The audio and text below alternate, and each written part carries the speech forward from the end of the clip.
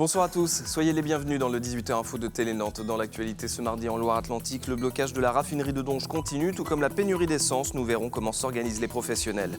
Nous irons à la rencontre de Gleb Zakharov. Le tennisman nantais revient de Roland-Garros et vise les qualifications pour Wimbledon. Enfin, l'association Élan propose des activités sportives adaptées aux personnes en situation de handicap mental, comme la plongée sous-marine. Dès l'aurore, ce mardi, les syndicats ont mené une opération de blocage sur le port de Saint-Nazaire. Elle a duré quelques heures avant que les grévistes ne reprennent la direction de la raffinerie de Donges. Le barrage y est maintenu, mais la présence d'un hélicoptère et de gendarmes aux alentours alimente les rumeurs d'intervention des forces de l'ordre. Denis Vanier.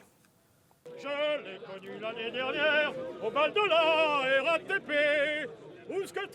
Sur le piquet de grève, l'ambiance est détendue, mais les rumeurs d'une intervention des gendarmes mobiles ont circulé toute la journée. À Donges, la SFDM est le dernier dépôt pétrolier bloqué par les opposants de la loi El Khomri, un lieu symbolique mais pas stratégique. De toute façon, les salariés vont être grévistes derrière. Donc de toute façon, ils ne pourront pas charger le produit. Donc c'est d'ailleurs probablement pour ça que ce n'est pas l'un des premiers dépôts de France qui est débloqué. Je pense que les renseignements généraux doivent savoir que de toute façon, les salariés du dépôt SFDM seront en grève, même si on débloquait le dépôt, puisque là en fait c'est un piquet de grève.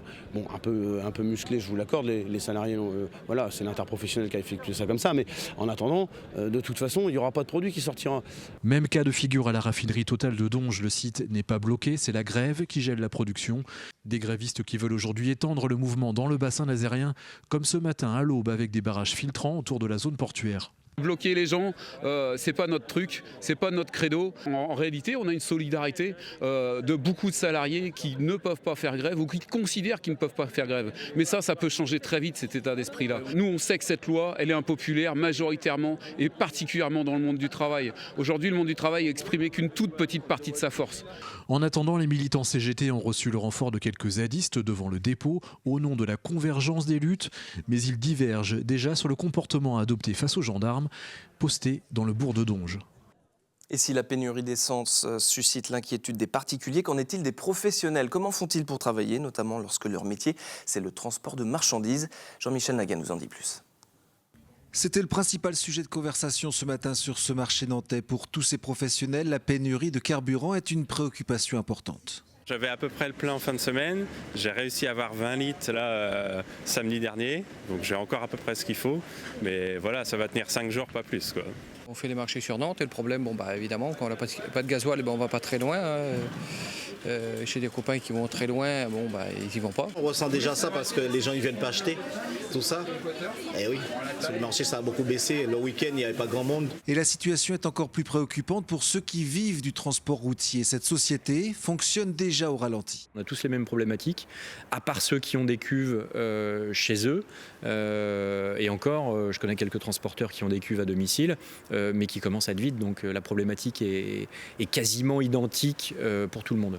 Et pourtant, ils ont une astuce, un fichier des stations-service approvisionnées en carburant et réactualisé chaque jour.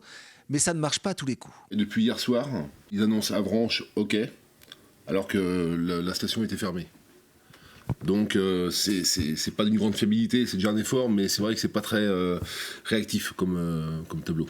On essaye de rediriger nos chauffeurs vers le point où il y a du gasoil, et ça nous permet aussi d'accepter des transports en direction des stations qui sont a priori ouvertes. En moyenne, les chauffeurs de la société passent 1h30 par jour dans ces files d'attente aux stations-service, même pour quelques litres. C'est la seule solution pour éviter de finir la route à pied. Et les grèves s'enchaînent notamment du côté de la SNCF. Demain, mercredi 25 mai, voici ce qui est annoncé sur les différents réseaux. 1 TER sur 2 en Pays de la Loire, 2 TGV sur 3 et 1 Intercité sur 3. Et puis jeudi prochain, le 26 mai, une grève est annoncée dans les écoles publiques. Un service minimum d'accueil sera mis en place. Pour y inscrire votre enfant, vous pouvez appeler Allo Nantes jusqu'à demain 18h au 02 40 41 9000. Avant le 26 juin, date du référendum local sur Notre-Dame-des-Landes, Télé Nantes donne la parole à tous les acteurs de la campagne. Aujourd'hui, je vous propose d'écouter les élus d'Europe Écologie Les Verts opposés au projet d'aéroport. Quelle est leur stratégie avant ce scrutin? Voici la réponse de Pascal Chiron au micro d'Anne Judic. Pour nous, ce qui est important, c'est vraiment d'expliquer aux gens, parce qu'ils sont perdus dans tout cet imbroglio de chiffres. Ce qu'on souhaite, c'est faire du porte-à-porte, c'est faire évidemment de la distribution de tracts. Mais on organise aussi plus d'une 40aine de réunions sur tout le département. Je ne sais pas si vous voyez la logistique que ça implique derrière. Ce qu'on veut, c'est débattre. Et à chaque fois, présenter de manière très claire, très pédagogique, avec un tract explicatif avec les chiffres, mais avec en pendant un tract avec une petite bande dessinée. Parce que oui, il faut expliquer de manière simple que ce projet, qui est ancien, il est complètement décalé. En janvier 2017, le hall XXL de la Beaujoire accueillera les matchs de poule de l'équipe de France de handball à l'occasion du mondial organisé en France. Et la fédération est toujours à la recherche de bénévoles. Seule condition, il faut être majeur pour candidater. Si vous souhaitez le faire, c'est sur Internet que ça se passe sur le site www.francehandball2017.com. À 27 ans, le tennisman nantais Gleb Zakharov réalise sa meilleure saison. Il y a quelques jours, il était à Roland-Garros pour disputer les qualifications. Sans succès malheureusement, mais il espère rebondir très vite et vise déjà Wimbledon. Un objectif qu'il espère atteindre avec l'aide des internautes et du financement participatif. Objectif, emmener avec lui un coach. Éric Egon l'a rencontré.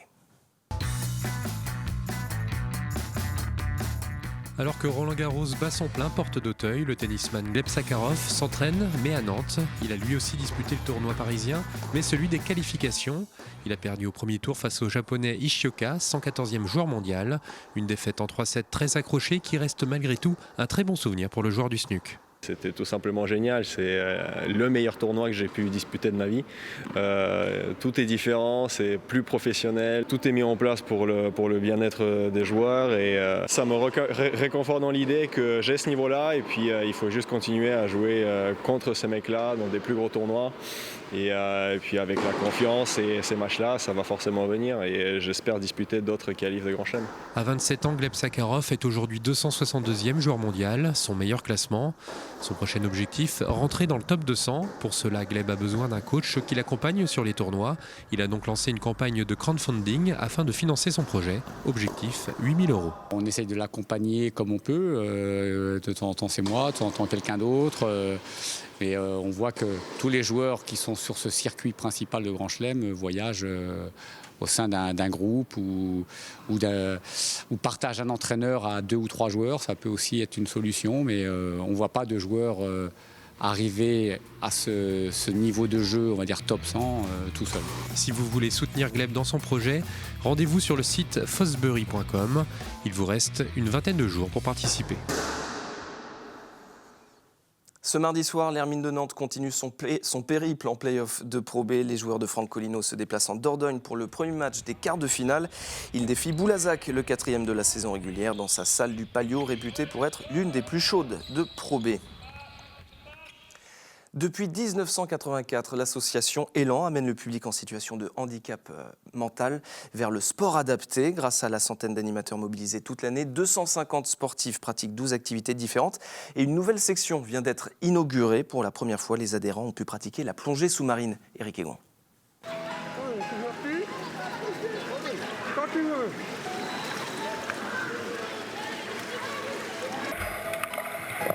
Ce sont déjà tous des nageuses et des nageurs qui sont extrêmement à l'aise dans l'eau.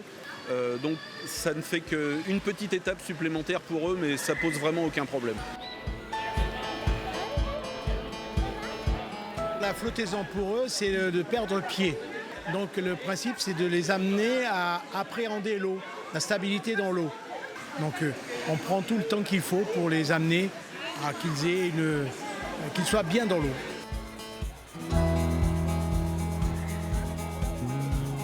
Ce genre d'initiation se passe presque plus facilement avec des handicapés mentaux qu'avec des valides. Parce que nous, on a énormément de freins affectifs, des peurs. Eux sont sans filtre. Donc à partir du moment où techniquement ils arrivent à respirer dans le détendeur, c'est que de la joie pure d'être sous l'eau.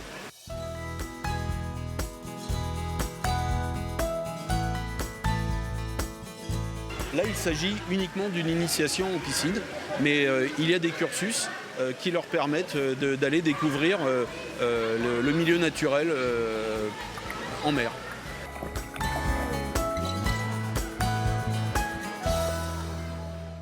Et c'est la fin de cette édition. Merci beaucoup de l'avoir suivi. Merci de votre fidélité. L'information continue sur notre site internet telenantes.com, mais également sur les réseaux sociaux. Tout de suite, c'est la météo sur Télé Nantes. Je vous souhaite une très bonne soirée et à demain.